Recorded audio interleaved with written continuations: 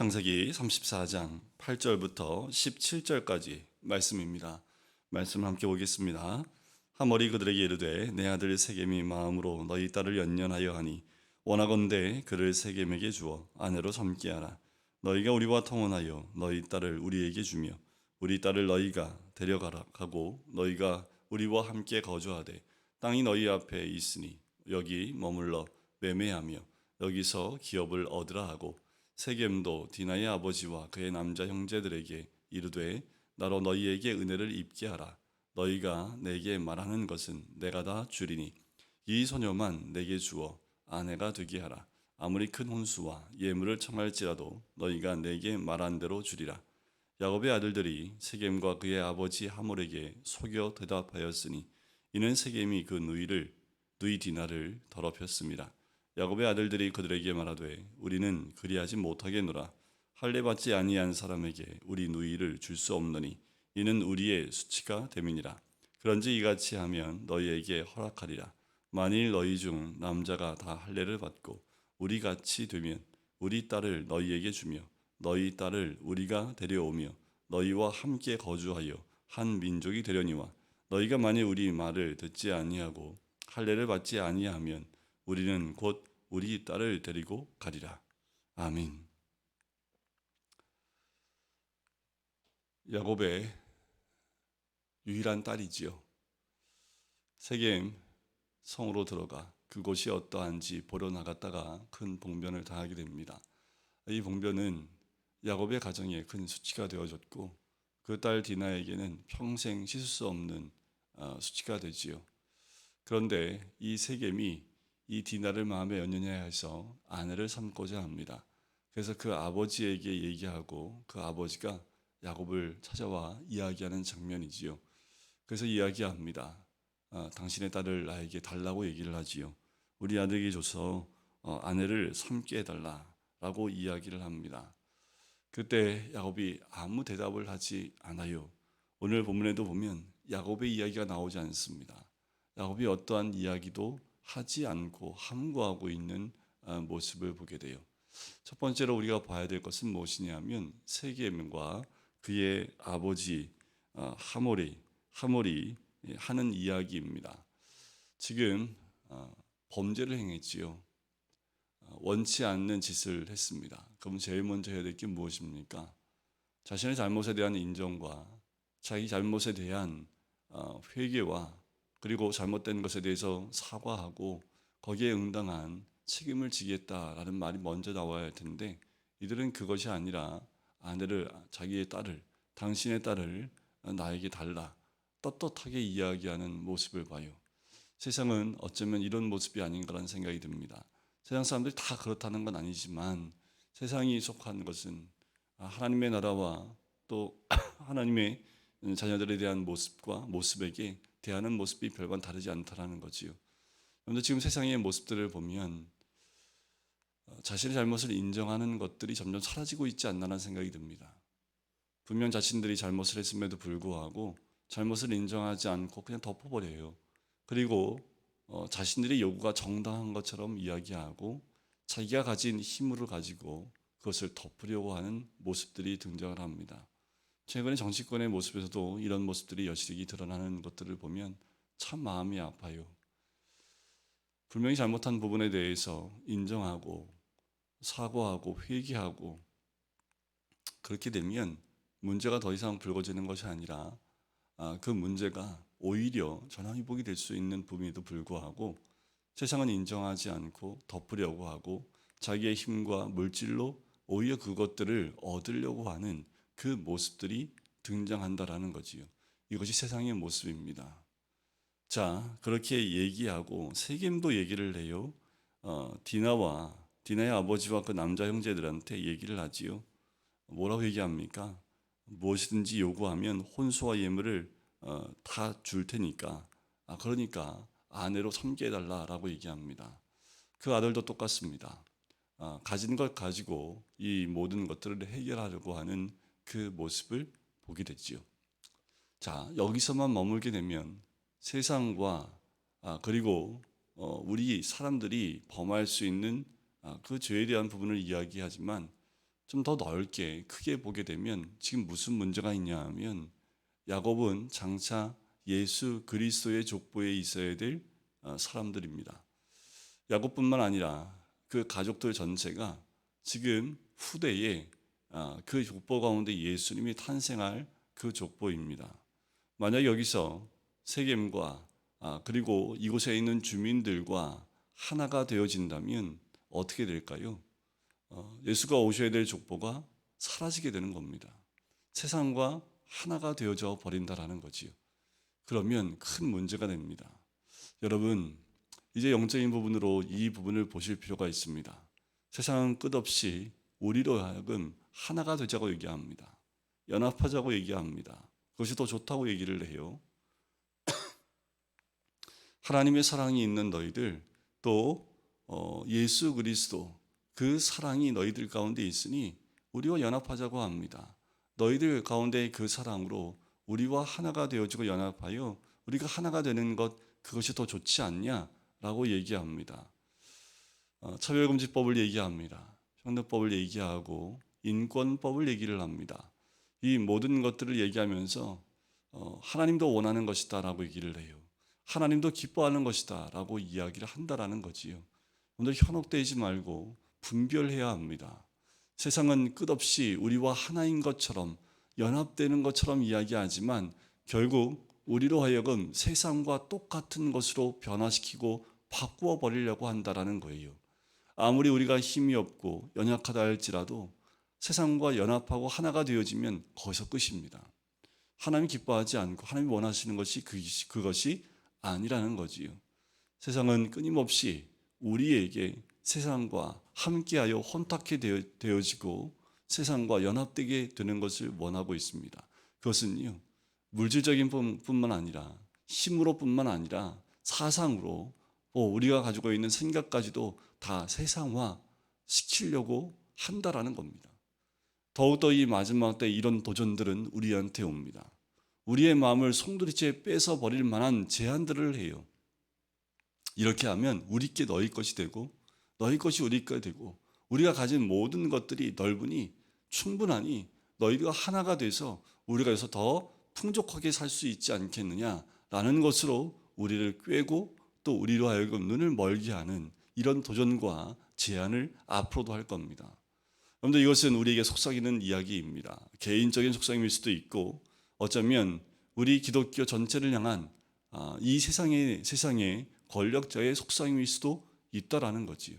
분별할 수 있는 눈이 필요합니다. 이 마지막 때에 우리가 세상과 연합하게 되고 짝이 되어지면 구원이 없습니다. 자, 여기에 대해서 우리가 또 한 가지 바라봐야 될 것이 13절인 말씀인데 야곱의 아들들이 대처하는 모습입니다.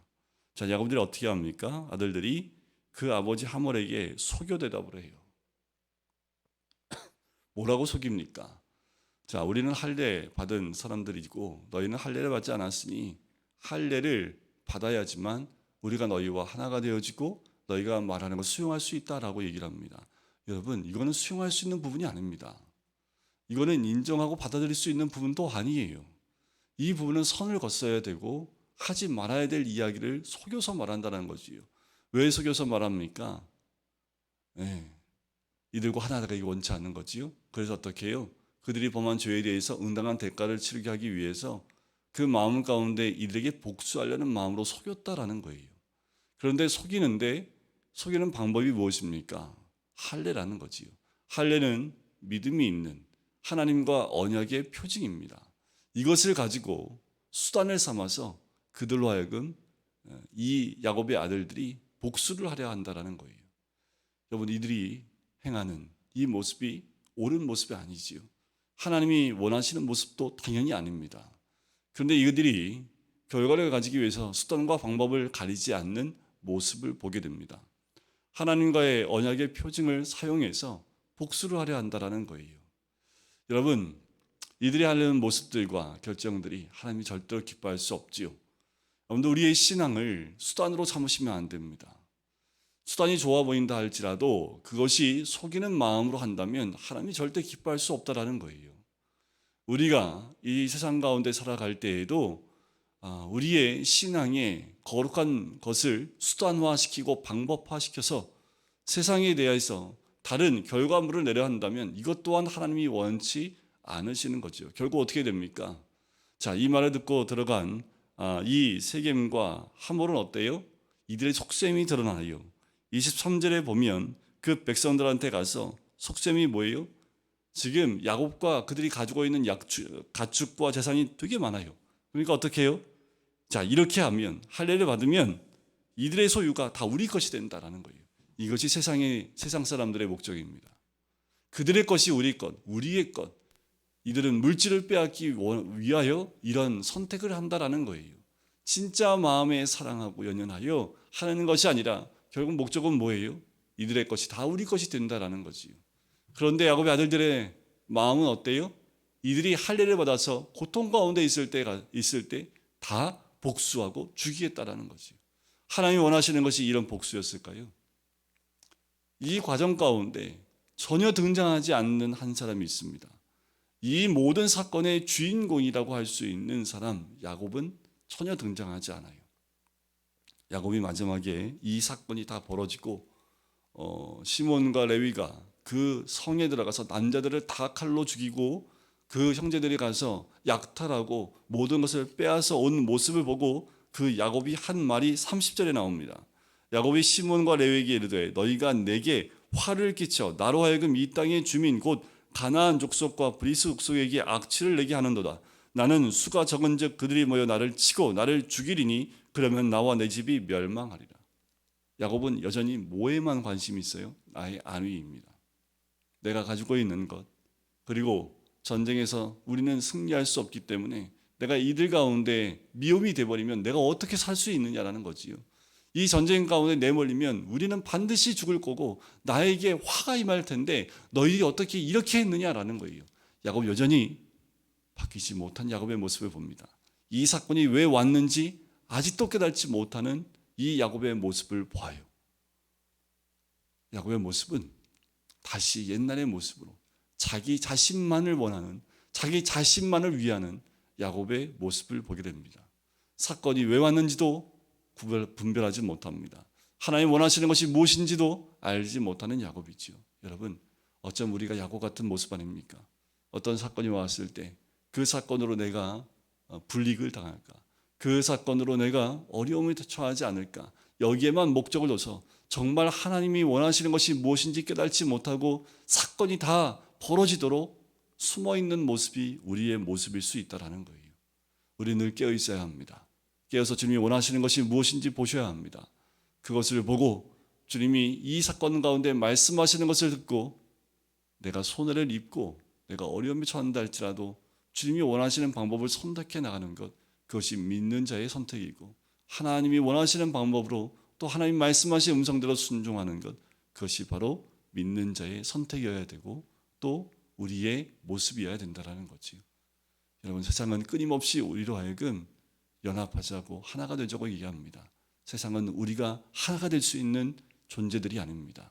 세상은 우리와 하나가 될 수 있는 것이 전혀 없습니다. 그들의 속셈은 우리를 자기들 것처럼 만들어 버린다라는 거지요.